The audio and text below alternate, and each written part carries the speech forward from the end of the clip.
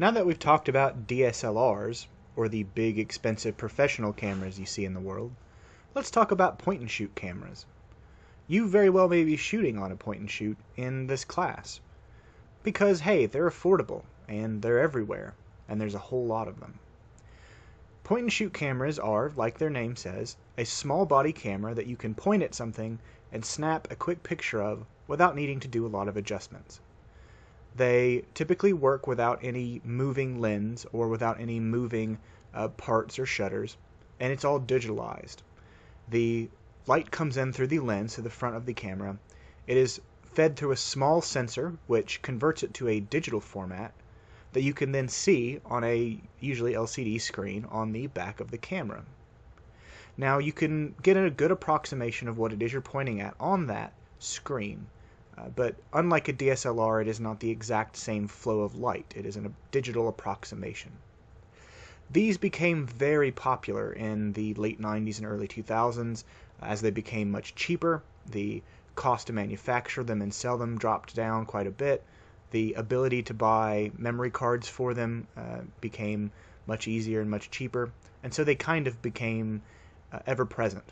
They replaced the 35mm camera and the small consumer cameras that were popular in society, as well as the sort of got rid of the use of the temporary camera or the disposable camera. They're made by all sorts of companies, Canon, Nikon, traditional camera makers, also made by electronics companies like Sony, Philips, also manufactured by film companies, so as a way to stave off the issues of people moving away from film, Kodak and Fuji started manufacturing them. There's tons of brands and things that you can sort of pay attention to. But let's take a quick look at some of the things that make these good for some aspects of photojournalism. So the nice thing about them, just as a photojournalistic tool, is that they are a lot smaller than a DSLR. They have a smaller computer sensor inside, which makes the overall body of the thing way more compact, which means if you don't want to have to lug around a camera case, you can toss this in your pocket, you can toss this in your purse, much easier. It's less conspicuous, so if you are shooting at a situation where you may look out of place if you're lugging around a large camera, a small point and shoot may be way less obtrusive or less obvious. They're also really cheap.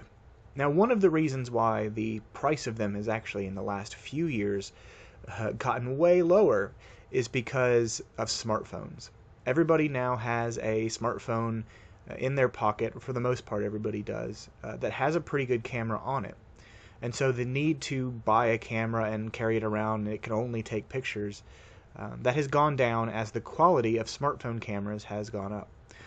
Because of that, companies are often willing to sell their cameras for cheaper just to get them off the shelves. There's also a whole wide world of used ones out there. So they are much cheaper than they used to be, and nowadays even cheaper than ever. They are very easy to use because, unlike DSLRs, they don't require knowledge of being able to adjust aperture, shutter speed, ISO, and white balance on the fly. And they are lightweight, very easy to carry. Of course, one major downside to these style cameras is the fact that, well, because they're so easy, you sort of sacrifice the ability to customize the ISO, white balance, shutter speed, and aperture. Now, they usually do have ISO and white balance nowadays, but stuff like shutter speed and aperture is still very hard to replicate because the lenses work completely differently on a point and shoot. So let's say you're in the market to buy a good quality point and shoot camera because you don't want to be using just a smartphone for photojournalism. Here's a really good first lesson that I really hope you keep in mind, and that is to not fall victim to the main marketing gimmick of point and shoot cameras, and that is marketing them as having absurdly, extremely high megapixel counts. All megapixel is a measurement of how many pixels are crammed into the size of the actual photograph you take. Back in the day, this did matter quite a bit because the difference between, for example, this 3.2 megapixel and a 7.1 megapixel, that would be noticeable to the human eye. A 3.2 megapixel shot isn't going to be able to be blown up very wide. It's going to be noticeably slightly blurrier. The color depth it will have, because there's just fewer little tiny pixel boxes in that camera itself, is going to be noticeable. Now the issue is that once we get beyond about 7.5 to 8 megapixels, the human eye has a really hard time making any sort of difference between them. So after we get from about 7.5 to 8 megapixels and higher, on the average screen that the average person is going to be viewing this image on, they can't tell a difference. Because most people are looking at pictures on a computer screen. They're looking at it on a smartphone screen. They may be looking at it on a television screen, if they're using that as a monitor, for example.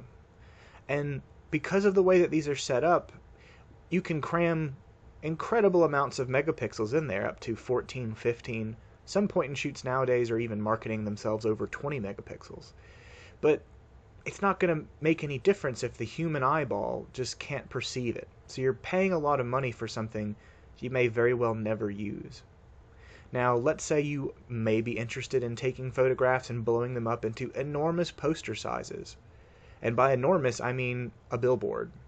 And I'm literally talking about the size of a billboard. Let's say you're taking pictures for a restaurant, and the picture of the food you're taking is maybe used on a marketing material on a roadside billboard. You may want to look at having 15 to 20, maybe even higher megapixels, because you're going to blow that photograph up enormously big, and little small details will be much more noticeable. But unless you are talking about a literal billboard, anything between 7 and 10 is going to work just fine for you. It'll be plenty detailed, it'll be plenty large format, and you won't have to pay out the wazoo for an expensive camera sensor you're never really going to use. So just don't fall victim to that anymore. Also pay attention to the focal length of the camera. So the way that these point-and-shoots work is they have a digital lens. The lens is still glass, but the way it's taking in the light and finding the light is done slightly differently via computer. And this is going to be on the packaging or on the description material of your point-and-shoot camera as a millimeter amount. So for example, maybe 24 to 120 millimeters. And that's going to be the range that the camera can comfortably get a sharp focus on something. This is the same sort of millimeter measurement you would find on a DSLR lens, but because you can't hot swap lenses on a point-and-shoot, whatever is on the camera is built there, you want to pay attention to the number just simply because that's going to give you a good sense of how far or how close you'll be able to get to and from the subject you're taking a picture of. You almost want to pay attention more to this and maybe try to get a wider range out of this than paying attention to megapixels.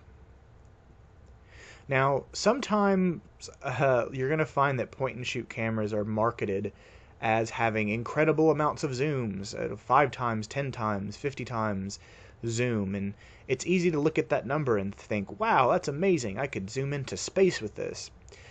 The issue is that a lot of the times this isn't real zoom. This is what we call digital zoom. Now, real zoom, optical zoom, is in an SLR, when you manipulate the distance between the two pieces of glass and the lens, it changes how far it can see into the distance and how sharp it can make things in a distance appear. Digital zoom isn't doing that. Now, digital zoom, instead of physically manipulating the glass, is just blowing up the digital picture. It's taking the format, it's taking the image that comes across the sensor onto your computer screen and artificially zooming into it. Sort of like if you put a picture in Photoshop and just scroll wheel more zoomed into it. The problem is that digital zoom always comes out more blurry because it's not actually zooming in using light. It's zooming in using a cropping method of just zooming in on the digital format. So this is a really good example image-wise. Here's a lovely canyon somewhere out west with a rainbow over it.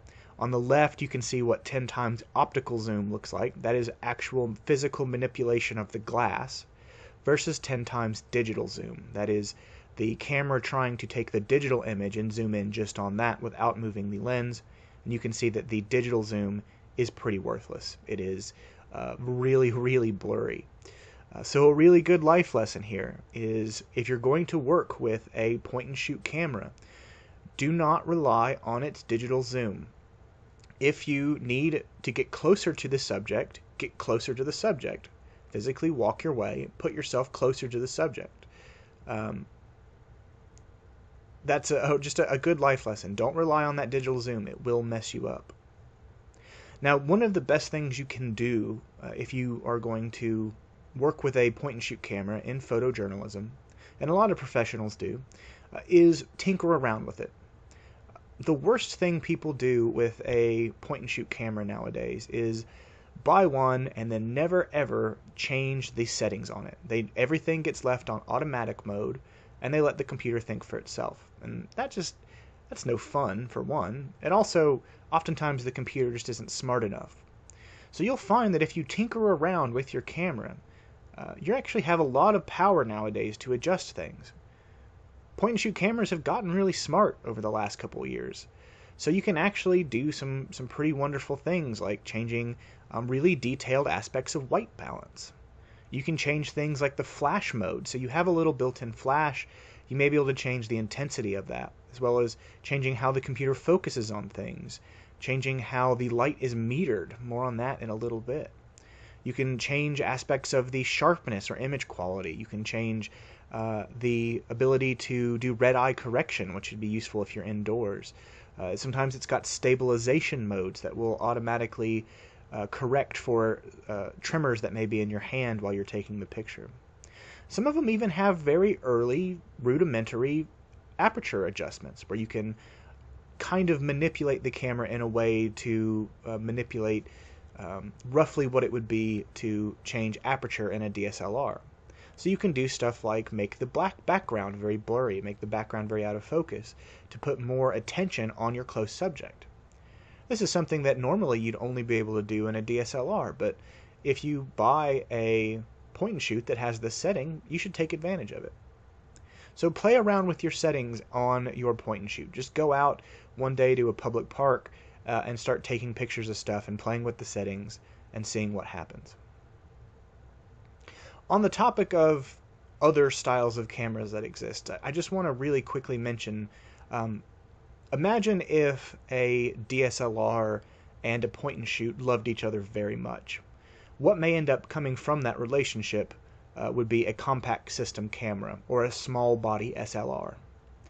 This is a camera that is functionally like an SLR in the internals of it, in that it is using a large sensor and it is using a refractive lens.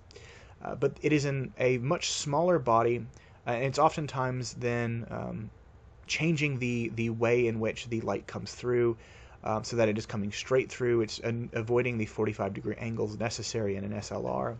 And nowadays, it may even be adjusting the movable shutter. So instead of the mirror having to flip up, the mirror isn't there. The shutter itself is in a flat line, and it opens and closes.